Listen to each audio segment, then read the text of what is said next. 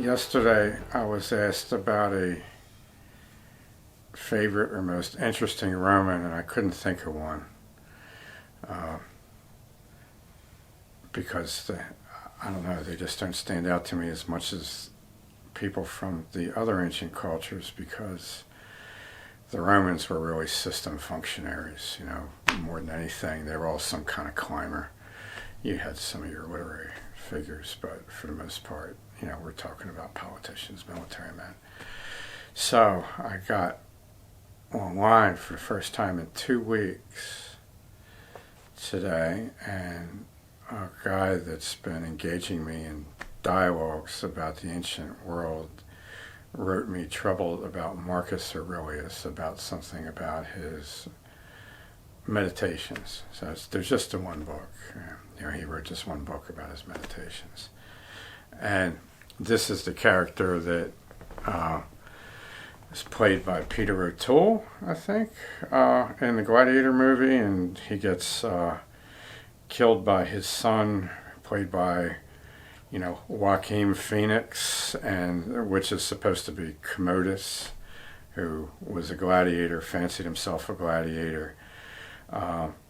But I'll get to that at the end, because Marcus Aurelius isn't worth a whole lot without, what went before him. Okay, so he's regarded as the last of the 5 good emperors that presided over the peace of Rome, the Pax Romana.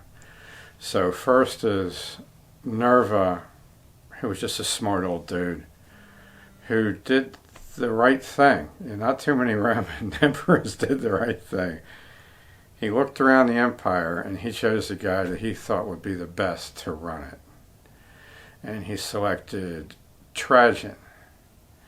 I forget where Trajan came from. Either him or Nerva were Spaniards. They were Iberians.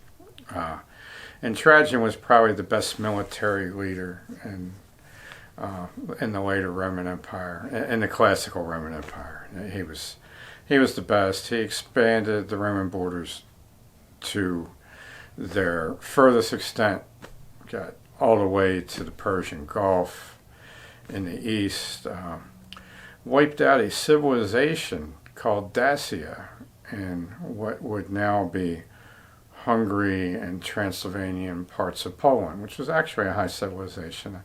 Romans would call these people barbarians, but that just meant they don't speak our language. That's really all that meant. The barbarian didn't have the connotation that it has now until after some barbarians finally kicked in the door of the Roman Empire. So there's a lot of information about the Roman military on Trajan's column, which shows all this military activity. I think he sacrificed 20,000 Dacians in the gladiatorial games that these guys, fought in battles, everything, killed each other in these games. He seemed to be really level-headed, and he was the best conqueror that they had. He pushed things to the furthest limit that he thought, as a military specialist, that the Roman Empire would be sustainable. So then he selected for his successor Hadrian, who's going down in history as the great builder. He built Hadrian's Wall. He built a bunch of stuff all around the empire, but he was famous for Hadrian's Wall. There was also the Antonine Wall, which was further and was abandoned, which went further up into Scotland. We'll get to the guy that did that. So Hadrian was, a pious, religious person. He believed in the religion that was current in their empire. He sacrificed to the cults and took care of artists, made sure that there was art, and he was good with the people. Then Hadrian, who was the third, selected Antonius Pius, who had the conqueror impulse, went a little bit further, built the Antonine Wall, and then that wall ended up having to be abandoned. I believe a legion was actually lost either in front of that wall or in front of Hadrian's Wall after the Antonine Wall had been abandoned.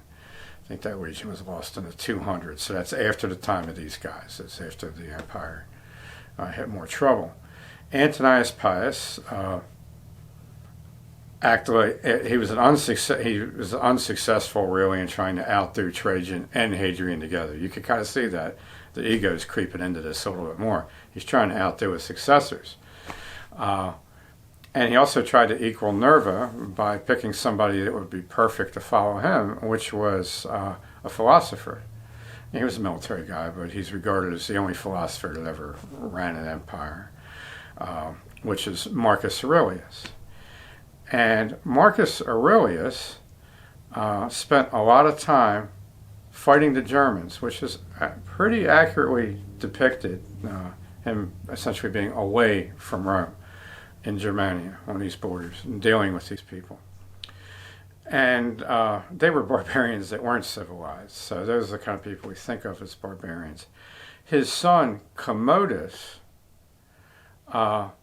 once he became emperor, he didn't kill his father to become emperor.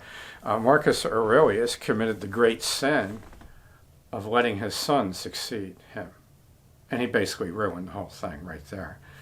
Later critics of his son and of him accused Marcus Aurelius of being a cuck, that a gladiator slept with his wife and created Commodus, and this is why, and Commodus knew this, and this is why he was obsessed with being a gladiator.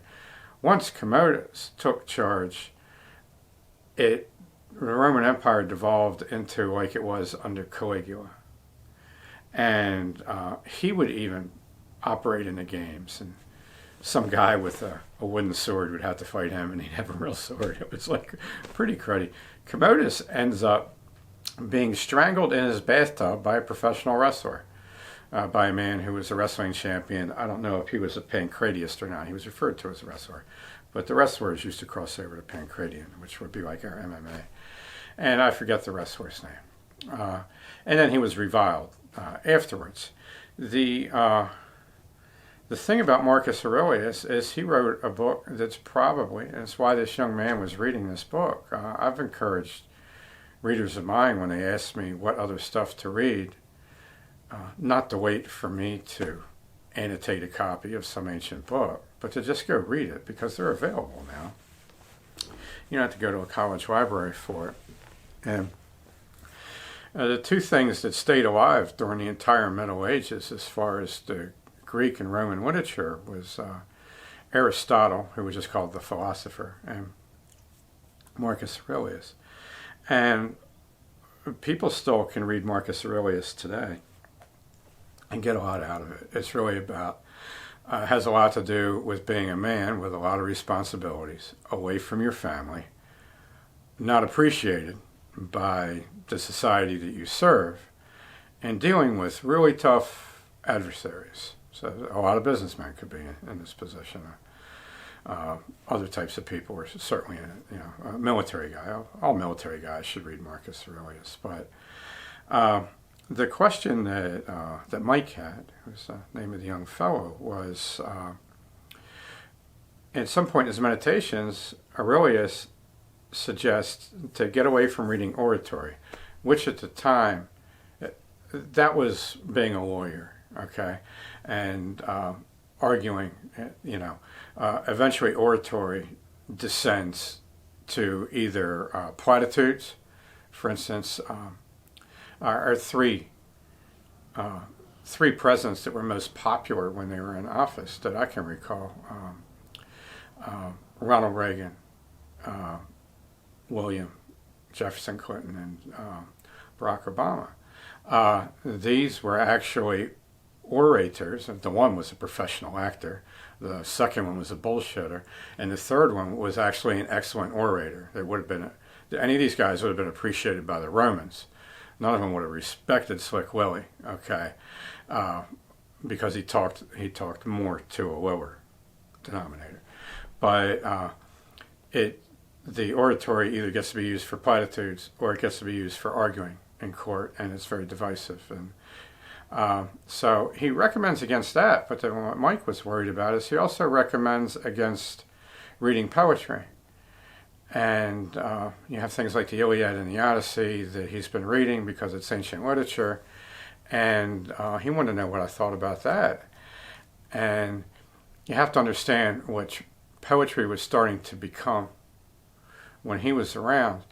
The story of the Siege of Troy had at this point been retold like 5 times, and it would be retold a couple more times.